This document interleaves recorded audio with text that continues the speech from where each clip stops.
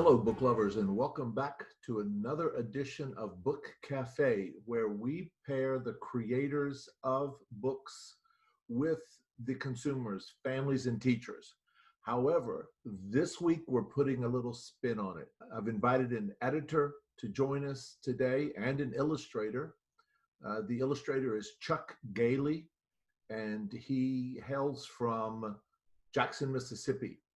The editor is Aimee Jackson, and she's from Minnesota. So they're going to be joining us in the Book Cafe. I see Chuck is coming in the door right now. Oh, hey, Chuck, how are you? Good. How are you? Good. I see one of the wild things behind you. That's right. Right there. It's very much with Kermit. Oh, tell everybody why you have Kermit back there. What's Kermit have to do with where you live? Jim Henson grew up in Leland, Mississippi, and that's up in the Mississippi Delta, and I'm from Greenwood, about 30 minutes away from Leland. So there's a nice little museum there, but that's where Kermit was born, because Kermit was one of Jim Henson's best friends as in his boyhood. So Jim Henson grew up on Deer Creek, which runs through the middle of Leland, Mississippi. And so that's where Kermit was born. Well, I saw that back there, and I knew that little piece of trivia. I think a lot of the viewers will not know that, in fact, Kermit is from Mississippi. Absolutely. I've invited an editor to join us today in the cafe. Yep. Her name is Aimee, and so I think she's coming in now. So Good. Hello, can you guys hear me? Yes, Aimee, we hear you there. I'm trying to get my technology squared away. Anyway, hello. Cheers. Hello. Yeah, cheers. Hi, Chuck. Cheers. Nice to meet you. Mike, it's nice to see you. Oh, Nice Aimee, you're one of my to meet favorite you. people forever and ever, one of my favorite editors to work with, or with whom to work, or whatever. You would have There you cleaned go. that up for me. That one, yeah. Introduce yourselves. All right. Chuck, you go. You were here first. Well, my name's Chuck Galey. I'm an author illustrator in Jackson, Mississippi. And I have illustrated about 15, 16 books now. And one of them I adapted from a screenplay.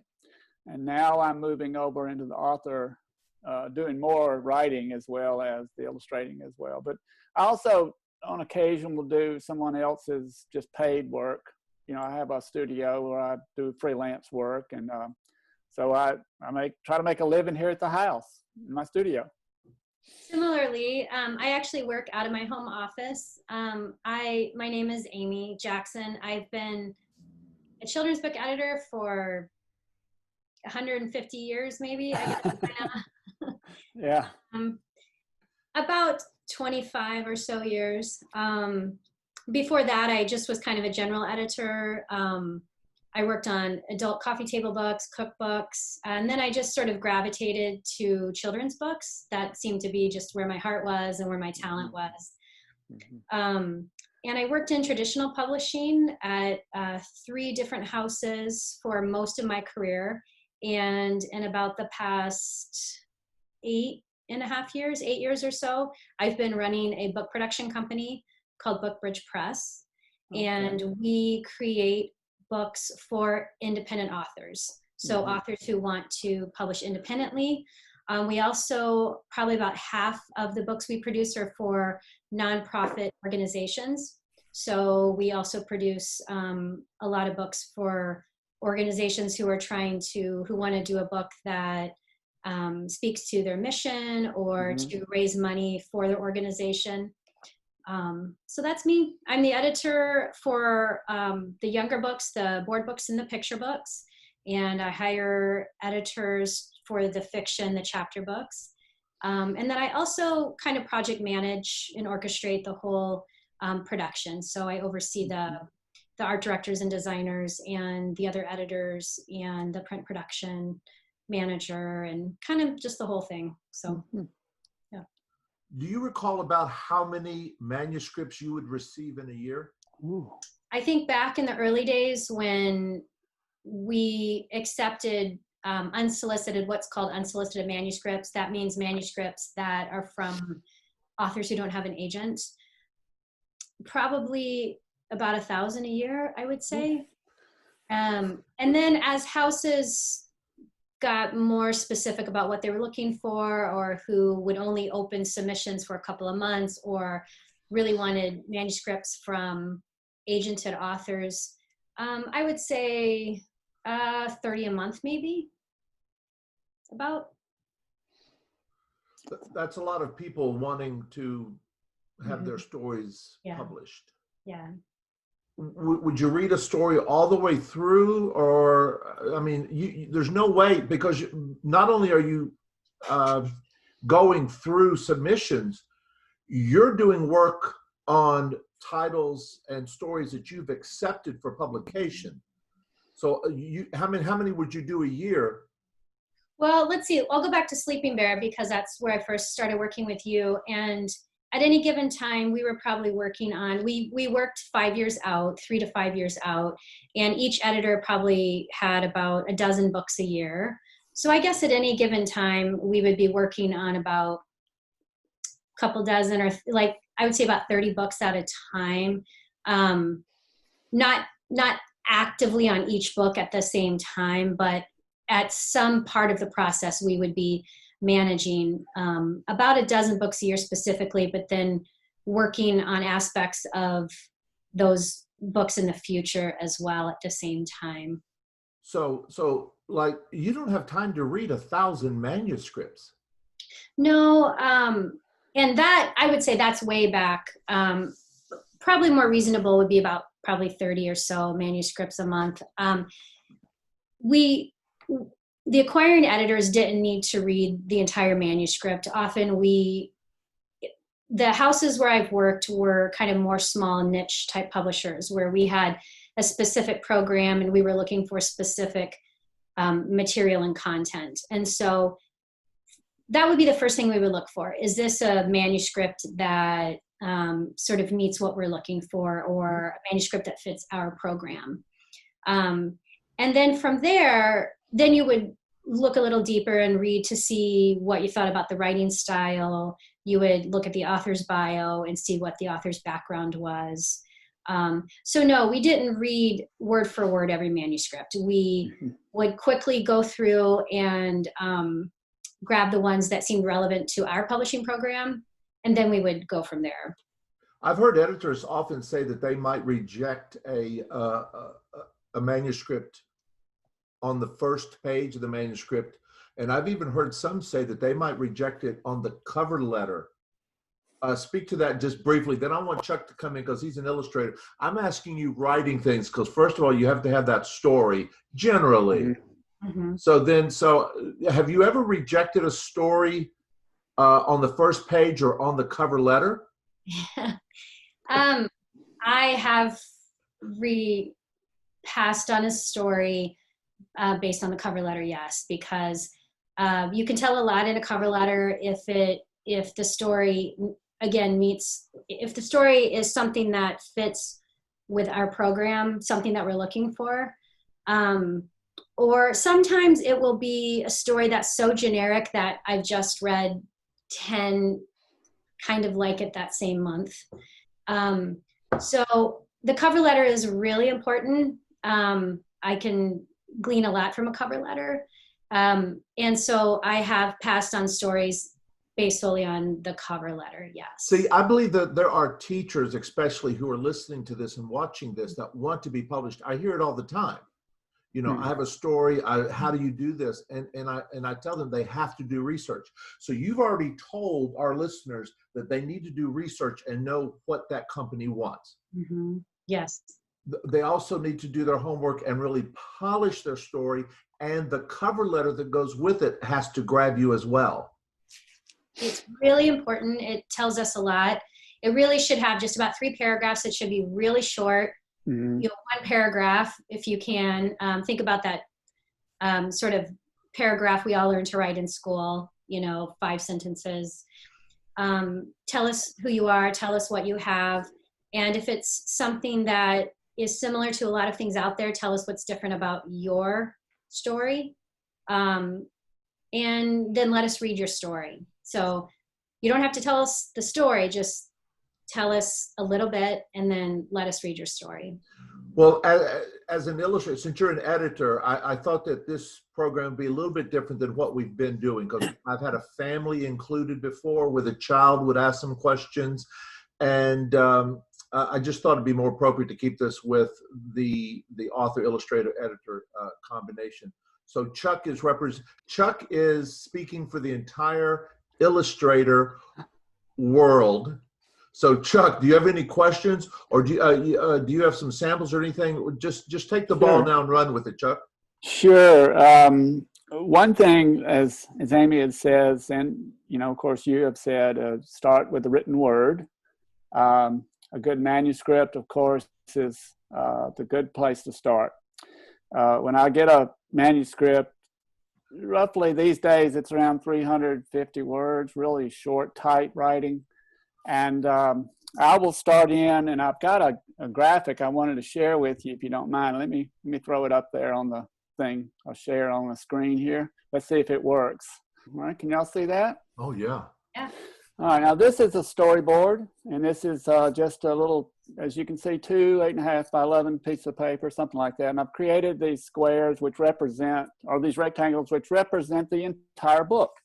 And I've got little sticky notes where I've drawn all the little sketches, all right? And you can move those around and just play all the day with it, just to kind of get the pacing of the story down and to kind of get a good warm feel about how the story is going, all in one look.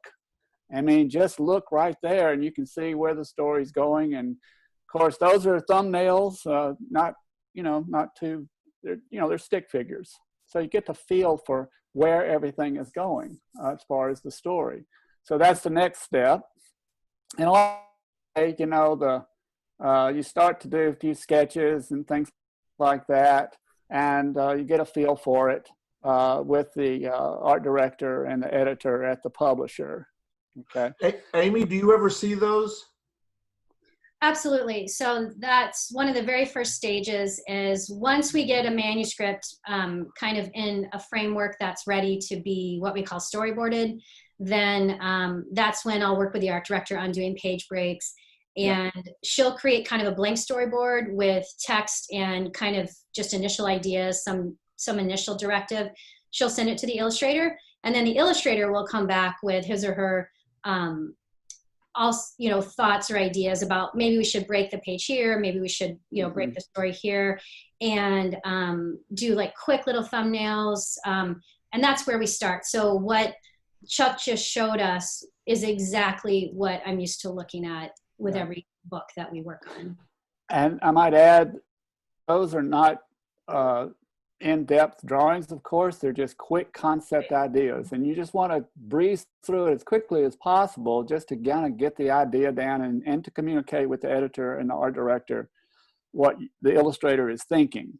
And then, of course, they'll put in their feedback. They'll probably do another set of little sketches like that and send them back until everybody signs off on it. Everybody knows what's going on before you spend all that time on even a pencil sketch as you further the design down the road. You don't want to spend a lot of time on an illustration finish and then it be rejected because it didn't fit the thing. Exactly. Yeah. All that concept out of the way, everybody's signed off on it, everybody's good, and then you proceed with the finished illustration. That sound reasonable, Aimee? That's exactly the process that we work with, that I'm familiar with. And my sort of unwritten motto is, I like to tell everyone, is no surprises. So that's why we like to see, every step of the way. We have the thumbnail so everyone gets an idea of the direction. Then we go to kind of like, rough sketches and then tight sketches. And, it's a process, and it's so that everyone knows at every step of the way what's happening. And so there are no surprises. Yes. See, as the writer, I'm not privy to this. I could listen to this dialogue for the next 2 hours and listen to the words that you all talk, because you'll say some word that is foreign to me, and Chuck will go, yeah. And Chuck will say something, and Aimee, you'll go, yeah. And I don't even know what y'all are talking about. Aimee, And it's good that way. It's good that way that you don't know what we're talking about, because traditionally they don't let the illustrator and author get together. Right. And I think that's a good thing, because it, number one, has a story written by the author. Number two, has an author, or rather artist, and they both bring their vision together. Exactly. And the sum is greater than the parts. Exactly. Yeah. So that's a good thing. Chuck, of your books, what percentage of your books did you know the writer before you started working on their book? Half of them? Did you know any of them? I would say they're 20-30%, only 20 to 30%. Others, the rest of them, I've only met one of them that after I'd illustrated their book, and then the other 40-60% I've never met. But see, we're back to what I'm trying to help teachers with this program as well, Aimee, because a lot of them say, I have a story. It's about 23 pages long, and my Uncle Ned has illustrated it. And so, Chuck, what is the typical picture page book length?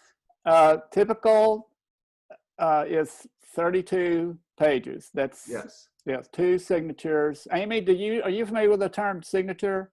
Yeah. Okay, yes. I've run into some art directors and editors, young ones, that do not know what that means. So anyway, 16 pages per signature.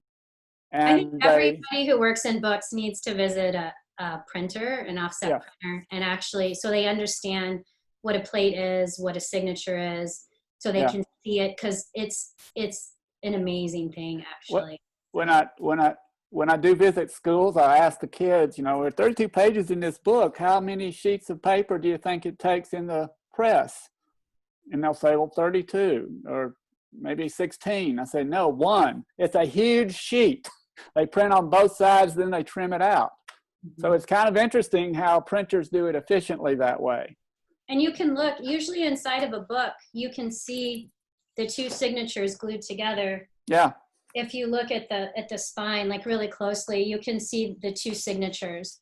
And because a 32-page book is 2 16-page signatures, and you can often just see where they're glued right into the spine, sewn and then glued.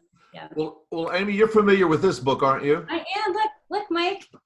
What? I brought mine to the book cafe too. Well, Chuck, the reason I'm showing this, it dovetails into what you said.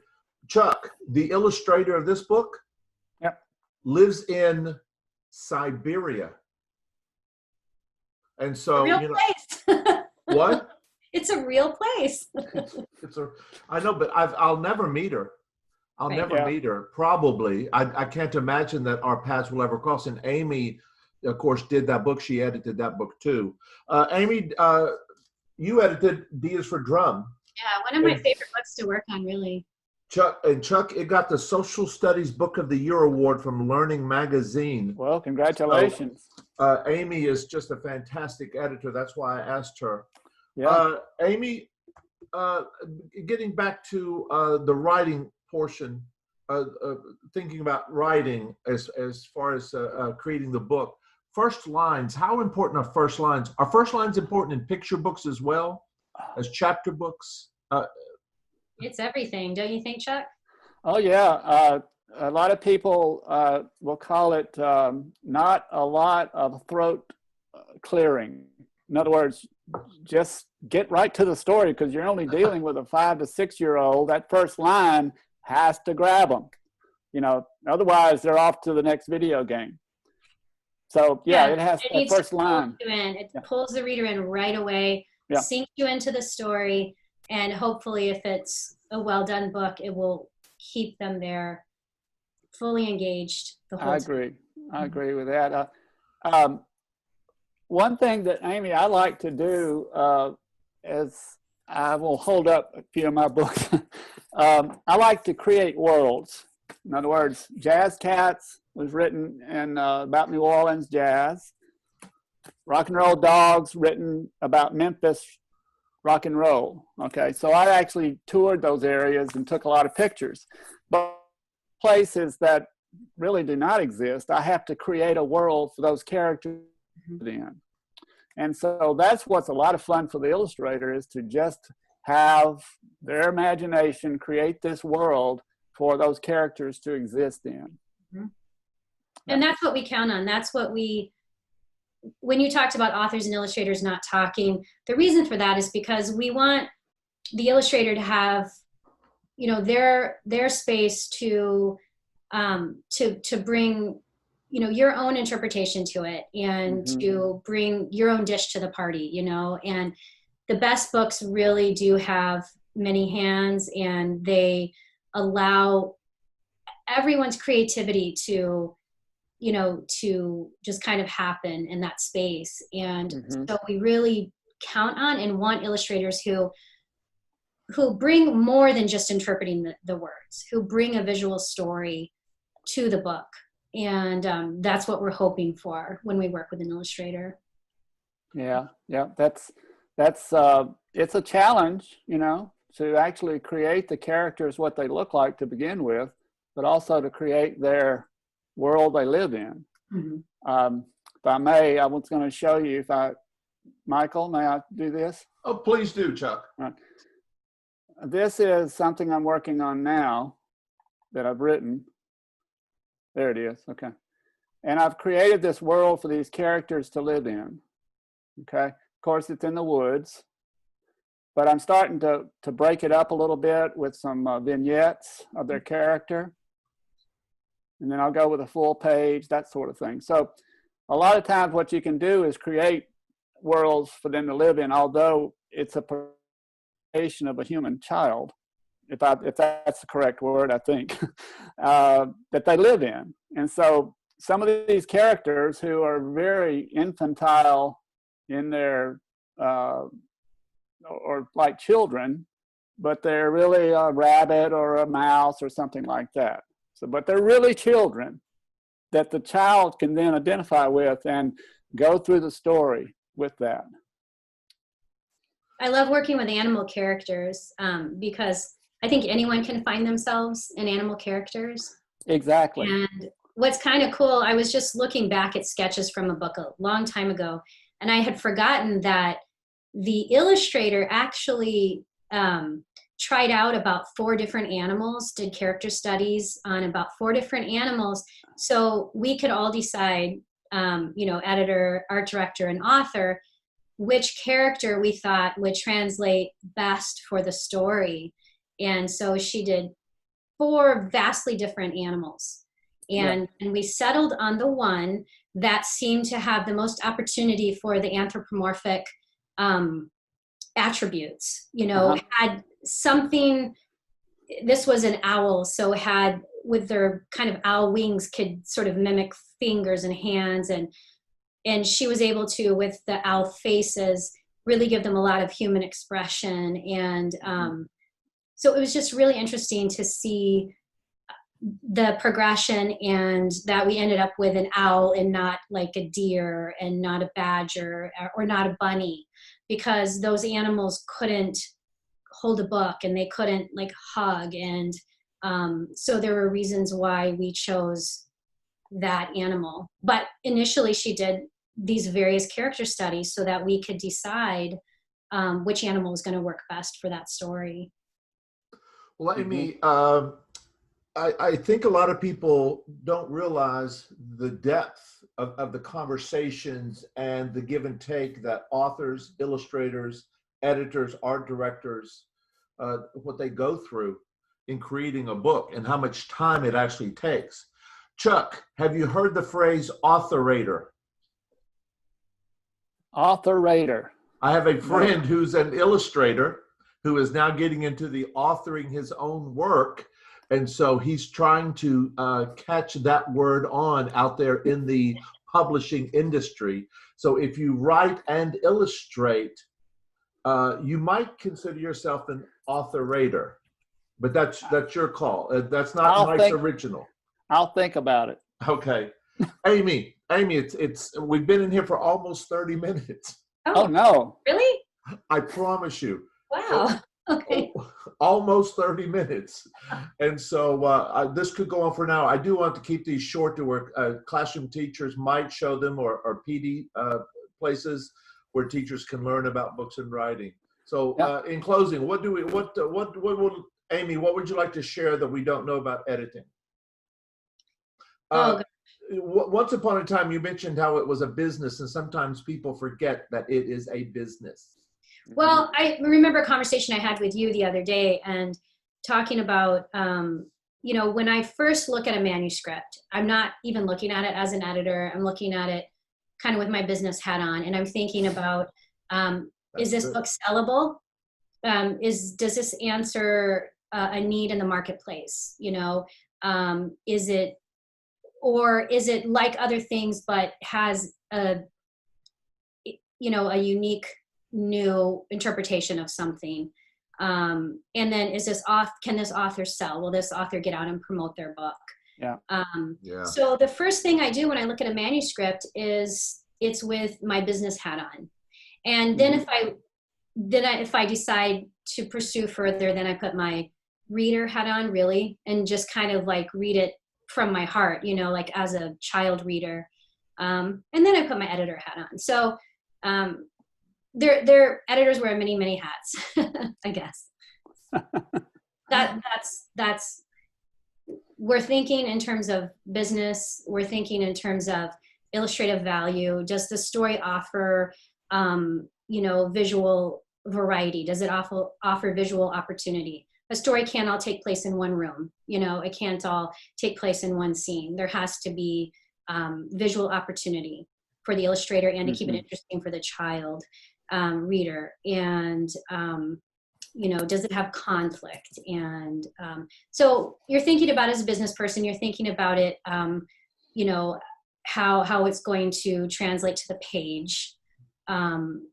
All of these things, you know, before you're even really thinking about it strictly as text and as story.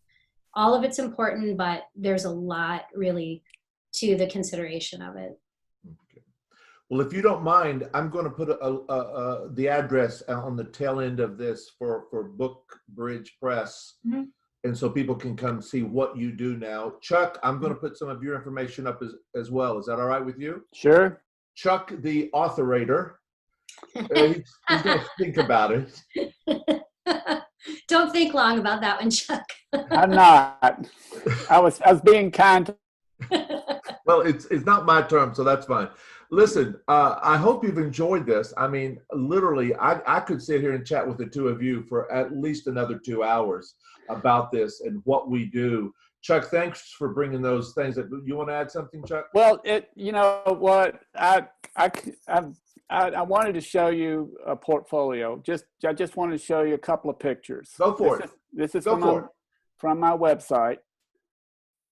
Your audience can visit, by the way. Yes, I'll put that up too. Yeah. So here's my website. So just different pieces that I've done, just fun little pieces.